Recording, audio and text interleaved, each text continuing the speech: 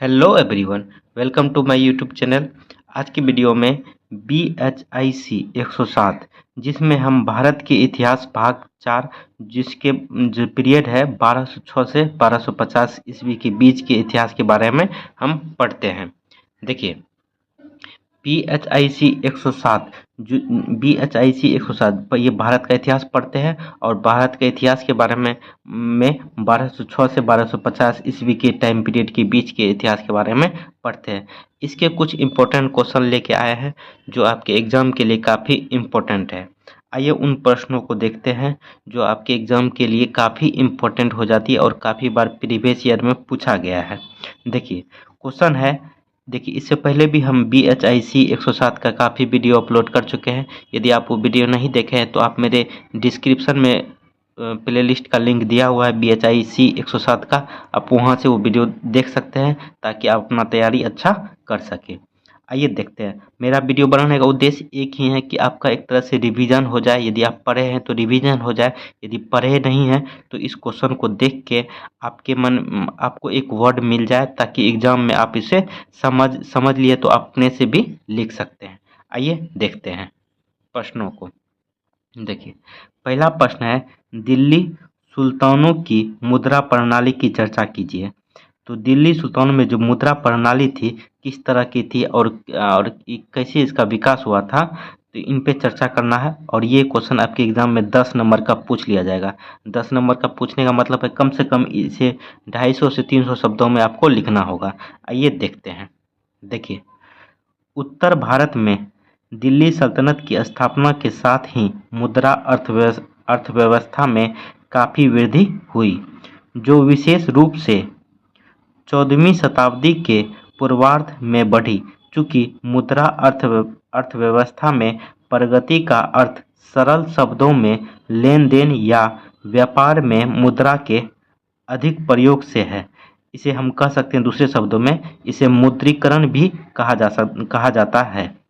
दिल्ली सल्तनत की स्थापना के उपरांत बड़ी मात्रा में सोने, चांदी और तांबे के सिक्कों को जारी करना इसी भारतीय अर्थव्यवस्था के मुद्रीकरण की एक सहवर्ती प्रक्रिया थी। दिल्ली सल्तनत की स्थापना से पूर्व काल में सिक्कों की विशेष रूप से शुद्ध चांदी कमी रहती थी, मतलब शुद्ध चांदी की जो है कमी रहती थी। प्रारंभिक गोरी विजेताओं ने टकसालों, गोरी मतलब यहाँ हो गया मोहम्मद गोरी, ठीक है। प्रारंभिक गोरी विजेताओं ने टकसालों को अत्यंत कम मात्रा में चांदी युक्त तांबे के सिक्कों को जारी करते पाया।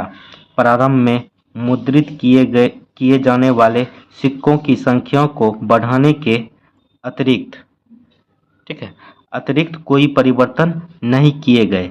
सिक्कों पर देवी लक्ष्मी या बैल और घुड़सवारी इत्यादि की आकृतियां अंकित रहती थी। तो आइए आगे देखते हैं। देखिए आगे, केवल इसके ऊपर एक अशुद्ध रूप में नए शासक का नाम नागरी लिपि में उत्कीर्ण किया जाने लगा। ये सिक्के देहलीवाल कहलाते थे। देखिए, होता क्या था कि जो नए शासक होते थे वो अपना चित्रण उस सिक्के पे करते थे। कौन सी शैली में? नागरी लिपि में। तो ये सिक्के को जो है देहलीवाल कहते थे। देखिए, दिल्ली सल्तनत की मुद्रा के मानकीकरण का श्रेय इल्तुतमिश, जिनका शासन 1210 से 1236 की ईस्वी के बीच में चला था, कहीं कहीं 1211 भी दिया जाता है, तो आप इसे मैनेज करके चलिएगा, को दिया जाता है। उसके द्वारा स्थापित मुद्रा प्रणाली अपने सारभूत रूप में दिल्ली सल्तनत के काल में जारी रही। उसने सोने एवं चांदी के तनख्वाह और तांबे के जीतल सिक्कों जारी किए। जीतल की संगणना उत्तर भारत में एक मनका के 1/48वें भाग से और देवगिरी की विजय के पश्चात दक्कन में 1/150वें भाग से की जाती थी। सोने एवं चांदी के मध्य 1:10 में रहता था, यानी कि सोना 1 रहता था, चांदी 10 रहता था, का एक निश्चित अनुपात स्थापित कर दिया गया था। आमतौर पर सल्तनत टकसालों द्वारा 3 धातुओं के सिक्के जारी किए जाते थे। पहला है सोना, चांदी और बिलन। बिलन को जो है कहा जाता था चांदी की सूक्ष्म मात्रा युक्त तांबा। ठीक है। मुख्य सिक्के तनका और जीतल होते थे, परंतु कुछ छोटी मुद्राएं भी प्रचलन में थी।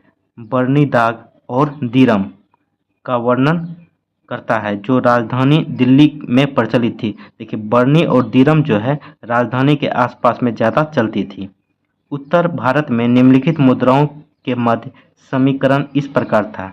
जैसे एक चांदी तनका बराबर 48 जीतल होता था, 48 जीतल बराबर 192 दाग होता था, 192 दाग बराबर 490 दिरम होता था। यदि आप एक चांदी का तनका दीजिएगा तो 490 दिरम दिया जाता था। यदि आप एक चांदी का तनका दीजिएगा तो 192 दाग दिया जाता था। इसी तरह का अनुपात में था, इतने के बराबर। जैसे अभी $1 बराबर 80 या 82 रुपया है, उसी तरह का ये व्यवस्था था। आइए एक क्वेश्चन और देखते हैं, ये भी काफ़ी इम्पोर्टेंट है, थोड़ा सा ऊपर कर लेते हैं। देखिए क्वेश्चन क्या है, भारत में सूफी आंदोलन के विकास पर संक्षिप्त टिप्पणी लिखी। ये भी क्वेश्चन आपके एग्जाम में 10 नंबर का पूछ लिया जाएगा। 10 नंबर पूछने का मतलब है कम से कम इसे 250 से 300 शब्दों में लिखना होगा। देखिए क्वेश्चन थोड़ा सा सीधा कर लेते हैं। देखिए देखिए भारत में सूफी आंदोलन के विकास पर एक संक्षिप्त टिप्पणी लिखी। सूफी आंदोलन का किस तरह से भारत में विकास हुआ। सूफी आंदोलन एक मूलतः जो है मुस्लिम लोग ही थे, अपना और ईसाई धर्म मुस्लिम धर्म का प्रचार कर रहे थे। किस तरह से इनका भारत में विकास हुआ, कौन सा सल्तनत काल में इसका इनको संरक्षण मिला, उनको विकास करने के लिए दिया गया भारत में। तो आइए इसको देखते हैं, ये काफ़ी इंपॉर्टेंट हो जाती है क्वेश्चन एग्जाम के दृष्टिकोण से। देखिए सूफीवाद की उपस्थिति पूरे दक्षिण एशिया में इस्लाम की पहुंच बढ़ाने वाली एक अग्रणी इकाई रही। जो हम बताएं 8वीं शताब्दी की शुरुआत में इस्लाम के प्रवेश के बाद सूफीवाद परंपराएं दिल्ली सल्तनत काल के दौरान और उसके बाद शेष भारत में दिखाई देती है। जब ये 8वीं शताब्दी में भारत में इस्लाम का प्रवेश हुआ तो इस टाइम के बाद से सूफीवाद की जो अच्छी दिखाई देती है, शेष भारत में भी इनकी प्रचार किस तरह से करते थे ये दिखाई पड़ती है।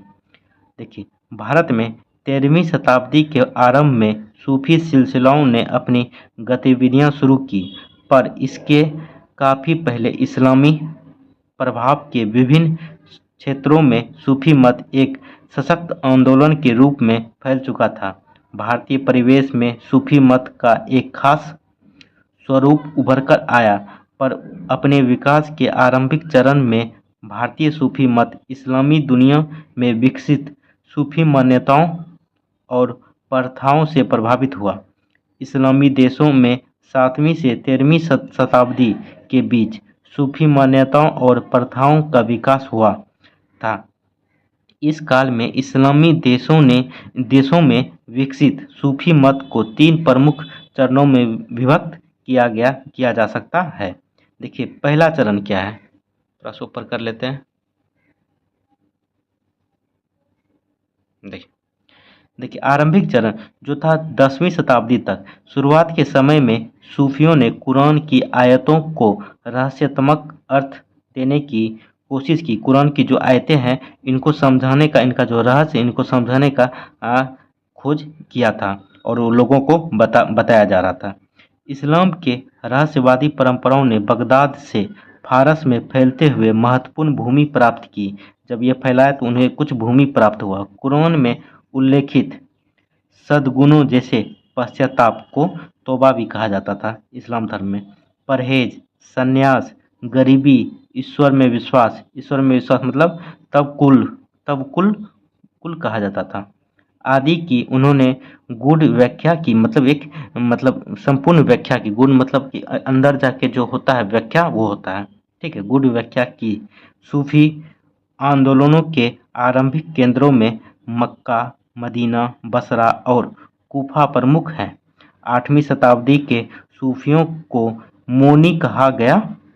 देखिए 8वीं शताब्दी के जो सूफी लोग थे उनको मौनी कहा जाता था, क्योंकि ये जो थे अपना सिर्फ साध्य करते थे और कुछ बोलते नहीं थे, सिर्फ एक मार्ग बताते थे, इस मार्ग पे चलेगा तो आपका जीवन अच्छा होगा, इसलिए इसे मौनी कहा जाता था, मौनी कहा गया, क्योंकि वे मौन रहकर अपनी साधना में लीन रहते थे और जनता के बीच जाकर सूफी मत का प्रचार नहीं करते थे। जो हम बताए, जनता में जाकर ये सूफी मत का प्रचार नहीं करते थे, क्योंकि यह मौन रह के अपना साधना में लीन रहते थे। ठीक है, देखिए आगे। और जनता के बीच जाकर सूफी मत का प्रचार नहीं करते थे। वे शिक्षा देने की अपेक्षा मार्गदर्शन करने में अधिक विश्वास रखते थे। महिला सूफी रबिया, जिनकी मृत्यु 801 ईस्वी में हुआ था, के काल में बसरा में सूफी मत अपने चरमोत्कर्ष पे था। देखिए, ईरान, खुरासान, ट्रांसओक्सियाना, मिस्र, सीरिया और बगदाद में भी इस काल में सूफी मत का विश्वास हुआ। ईरानी क्षेत्रों में सूफी मत पर ईरानी विचारों का प्रभाव पड़ा और इसमें व्यक्तिवादी प्रवृत्तियों तथा गैर परंपरावादी सिद्धांतों और मान्यताओं का समावेश हुआ। ईरान के आरंभिक सूफियों में खुरासान के बायजीद बिस्तानी, जिनकी मृत्यु 874 ईस्वी में, का नाम प्रमुख है। अपने सूफी मत में उन्होंने न्याय और सब कुछ ईश्वर में है जैसे गूढ़ सिद्धांतों का समावेश कर इस मत को एक नया रूप दिया। उन्होंने सूफी मत में अहम के दमन मतलब फना होता है, ठीक है, फना की अवधारणा का समावेश किया। बाद में सूफियों ने भी इस सिद्धांत को अपनाया। भारत के जो सूफियाँ थे उन्होंने भी इस सिद्धांत को अपनाया। देखिए, दो क्वेश्चन बताए हैं इस वीडियो में। कैसा लगा वीडियो कमेंट करके आप लोग ज़रूर बताएं। चैनल को ज़रूर सब्सक्राइब कर दें। नेक्स्ट आने वाले वीडियो में और अच्छे से अच्छे प्रश्न लेके आएंगे जो टिप्पणी लिखने वाला होगा। चलिए दोस्तों, कैसा लगा वीडियो कमेंट करके ज़रूर बताएं। चैनल को ज़रूर सब्सक्राइब कर दें। चलिए, थैंक यू, जय हिंद।